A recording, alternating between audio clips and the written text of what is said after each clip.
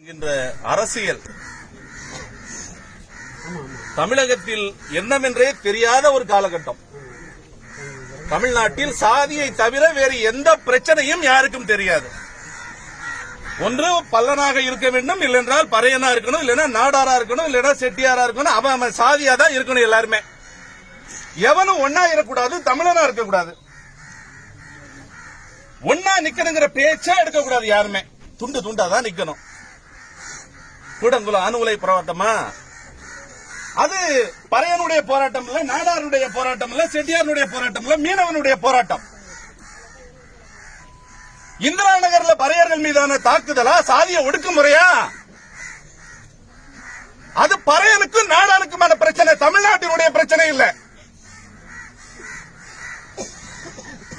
எல்லாம் அவன் பிரச்சனைய அவனா முடிச்சு தீர்த்துக்கிட்டு போகணும். ஒருத்தனுக்காக இன்னொருத்தன் நிக்க கூடாது அப்படிங்கிற நிலைமை தான் தென் மாவட்டங்களுடைய நிலை. 1990 வரைக்கும் 1992 தென் மாவட்டங்களில் தமிழக ஒடுக்கப்பட்டோர் விடுதலை இயக்கம் என்கின்ற பெயர், அதை அறிமுகம் செய்து வைத்தது தோழர் செம்மணி. அன்றைக்கு ராஜரத்னம் என்றால் பயங்கரமான ஆள். ராஜரத்னம்னா ஒரு தீவிரவாதி. அந்த பயங்கரமான ஆள், அந்த காவல்துறையை எதிர்க்கிற ஆள். எதனால பயங்கரமான ஆள்?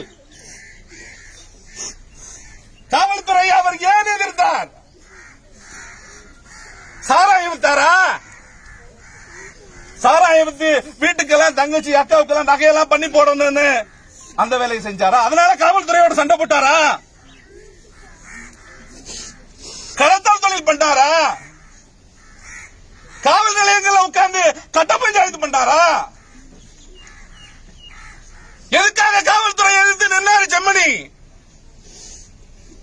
எதுக்காக காவல்துறையிட்ட அடி வாங்கணும் செம்மணி? பாதிக்கப்பட்டவனுடைய பாதிப்புகளை தன்னுடைய பாதிப்புகளாக உணர்ந்து போராடிய போராளி. உங்கள் குடும்பத்தை விட உங்களுடைய உறவினர் என்பதை தாண்டி தமிழ்நாட்டினுடைய அனைத்து பிரச்சனைகளுக்குமாக நின்றவன். கூடங்குளம் போராட்டமா? சமரசம் இல்லாமல் அந்த மக்களுக்காக நிற்பேன். அதே நேரத்தில் அவன் என்ன சாதி என்பது தேவையில்லை, அவன் தமிழ் மக்கள், அவர்களுக்காக நான் நிற்பேன் என்று காவல்துறையினுடைய பகையை ஏற்றுக்கொண்டார். இங்கே வருகை தந்திருக்கின்ற சுப உதயகுமார் போன்ற தோழர்கள் மீது ஆயிரக்கணக்கான வழக்குகளை போட்டார்கள் காவல்துறை. ஏதுமறியாத மக்கள் அந்த அணுகுலை வேண்டாம் என்று சொன்னார்கள் என்பதற்காக அந்த மக்கள் மீது வழக்குகள் போடப்பட்டது. அத்தனை வழக்குகளுக்காகவும் நின்றார் செம்மணி.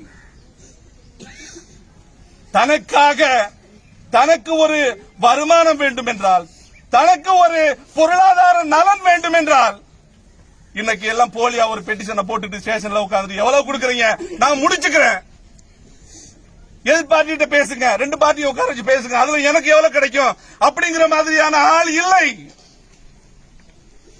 அந்த தோழரினுடைய மரணம் ஒரு மிகப்பெரிய இழப்பை இங்கே ஏற்படுத்தி இருக்கிறது. அப்படியான ஒரு தோழரை, ஒரு தலைவரை இந்த பகுதியில் இன்னும் காண முடியுமா என்பது சந்தேகம்தான். இப்படி ஒரு மனிதரை நீங்கள் பார்க்க முடியாது. இனிமேல் நீங்கள் வேண்டுமானால் பிழைக்க தெரியாதவன் என்று சொல்லலாம். ஏனென்றால் இப்பொழுது பிழைப்பு என்றால் பஞ்சாயத்து செய்ய வேண்டும். எவன் செத்தாலும் அந்த சாவிலே எவன் கொன்றானோ அவனோடு போய் நின்று அவனிடம் பணத்தை வாங்கிக் கொண்டு நீங்கள் காரிலே போக வேண்டும். காரிலே போனால்தான், வசதியான வாழ்வு வாழ்ந்தால்தான், காவல்துறையோடு கைகுலுக்கிக் கொண்டால்தான், சாதி வீரர்களோடு இணக்கமாய் போனால்தான் இன்னைக்கு தலைவன். அப்படியான எந்த பண்புகளும் இல்லாத அப்பழுக்கற்ற ஒரு தலைவனை இந்த பகுதி இனிமேல் பெற்று தருமா என்பது சந்தேகம்தான்.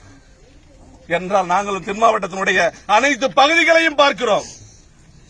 சாதி வெறிக்கு எதிராக போராடுகிறவன் எல்லாம் சாதியவாதியாகவே இருக்கிறான். பேசும்போது தமிழன் என்று பேசுகிறான், சிந்திக்கும் போது சாதியாகவே சிந்திக்கிறான். ஆனால் தமிழனாக சிந்தித்தவன் எங்கள் தோழன் ஒருவன் தான். பாதிக்கப்பட்டவர்கள் யார் என்பதை பார்ப்பதில்லை. அந்த பாதிப்புகளுக்காக இவர் போய் நின்று வாதாடினார். யாரோ ஒருவரை காவல் நிலையத்திலே வைத்து அடித்து கொன்று விட்டார்கள் என்பதற்காக அவர்களுக்கு நீதி. இவர் பிறந்த சாதியும் இல்லை, இவருடைய சொந்தக்காரனும் இல்லை. அவனுக்காக நின்று அந்த அடித்து கொன்ற காவல்துறைக்கு எதிராக போராடி அந்த காவல்துறை உயரதிகாரிகளை பணி நீக்கம் செய்ய வைத்தான். ஏன்? தவறு செய்தவன் தண்டிக்கப்பட வேண்டும், அவன் அதிகாரியாக இருந்தாலும் சரி, யாராக இருந்தாலும் சரி என்பதுதான் எங்களுடைய கருத்தாக அரசியலாக இருக்கிறது. என்றும் கூட வழக்குகள் பதிவு செய்யப்பட்டு இவர் மீது சிபிசிஐடி வழக்கு பதிவு செய்திருக்கிறது, டிஎஸ்பி மீது வழக்கு பதிவு செய்திருக்கிறது, ஆய்வாளர் மீது வழக்கு பதிவு செய்திருக்கிறது, எஸ்ஐ மேல் வழக்கு, எல்லார் மேலே வழக்கு பதிவு பண்ணியிருக்கான். நான் சமாதானமாக போகிறேன், நான் உங்களிடம் சோரம் போகிறேன் என்று சொன்னால் செம்மணி இன்னைக்கு கோடீஸ்வரன். அவர் போட்ட வழக்குகளில் மட்டும் அந்த கூட்டாளிகளோடு இவரும் ஒரு கூட்டாளியாக சேர்ந்திருந்தால் இவர் கோடீஸ்வரன். ஆனால் இவர் மரணம் அடைந்தது ஒரு பிரச்சனை இல்லை. மரணம் என்பது எல்லோருக்கும் பொதுவானது. யாராக இருந்தாலும், அவன் சாணி திங்கிறவனாக இருந்தாலும், சக்கரை திங்கிறவனாக இருந்தாலும், எவனா இருந்தாலும் செத்துதாகணும். சாவுங்கிறது பெருசு இல்ல, மக்களுக்காக சாவது. ஒரு நாளில் அவருக்கு 100 தொலைபேசி அழைப்பு வந்தால் அதில் 2 கூட அவருடைய குடும்பத்தில் இருந்து வராது. 2 கூட அவருடைய குடும்பத்தில் இருந்து வராது. சமூகம் சமூகம் சமூகம். சாதி ஒழிப்பை தனது உயிர் மூச்சாக கொண்டிருந்தான்.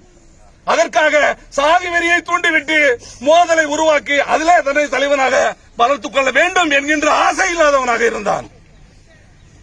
ஒடுக்கப்படுகிற மக்களுக்காக எந்த இடத்திலும் போய் நின்றான். யாரால் ஒடுக்கப்பட்டாலும் சரி, சாதி வெறியர்களால் ஒடுக்கப்பட்டால் பாதிக்கப்பட்ட தாழ்த்தப்பட்டவர்களுக்காக நின்றான். அரச ஒடுக்குமுறை நிகழ்ந்தால் கூடங்குளத்திலே போய் நின்றான்.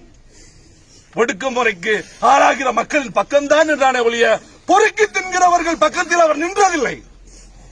இவர் தாக்கப்பட்டு ஒவ்வொரு காவல் நிலையத்திலே தாக்கப்பட்டு மருத்துவமனையில் அனுமதிக்கப்பட்ட போது சட்டமன்ற உறுப்பினர் இன்பதுரை வந்திருந்தார். விடுதலை சிறுத்தைகளினுடைய தலைவர் திருமாவளவன் வந்திருந்தார். ஏன் வர வேண்டும்? இவர் தொழிலதிபரா? இவருக்கு பின்பாக பல கோடீஸ்வரர்கள் இருக்கிறார்களா? இல்லை. இவருடைய உழைப்பு. விடுதலை சிறுத்தைகள் திருநெல்வேலியை தாண்டி இன்று வளர்ந்து நிற்பதற்கான அடித்தளத்தை போட்டது செம்மணி. இதை யாரும் மறுக்க முடியாது. தென் மாவட்டங்களில் திருமாவளவன் என்கின்ற தலைவரை அறிமுகப்படுத்தியது செம்மணி. வள்ளியூரிலே ஒரு மாநாடை கூட்டி அந்த மாநாட்டிலே பலரும் பேசுகின்ற அந்த மேடையிலே திருமாவளவன் தோழரும் ஒரு பேச்சாளர். எனவேதான் இவர் கால் உடைக்கப்பட்ட நிலையிலே மருத்துவமனைக்கு வந்தபோது அவர் பறந்து ஓடி வந்தார். மக்களுக்காக போராடுகின்ற தலைவனை மதிக்க இந்த சமூகம் மறுக்கிறது. யாரை மதிக்கிறது? வெள்ளை சட்டை போட்டிருக்க வேண்டும், கட்டாயமாக நீங்கள் காரிலே வர வேண்டும், முகத்திலே எந்த விதமான பதட்டமும் இருக்கக்கூடாது.